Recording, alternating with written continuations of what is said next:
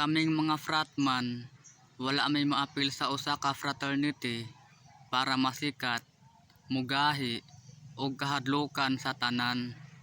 Ning apil lang mi sa usa ka fraternity para makat-on sa insaktong pagrespeto ug maayong pagpamatasan sa tanan.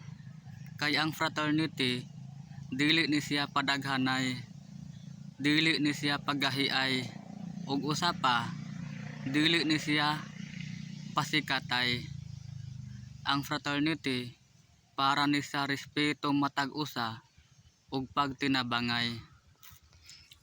Solidarity is ours, Gamma Pi Sigma, 1976. Nagkadugay, nagkasulido, Gamma Pi Sigma, pinalanggan mong grupo. Ang kapatiran sa kano sa wagyo'y isyo, tungod kami tanan maayong mga tao. Nagkadugay, nagkasulido, Gamma Pi Sigma, pinalanggan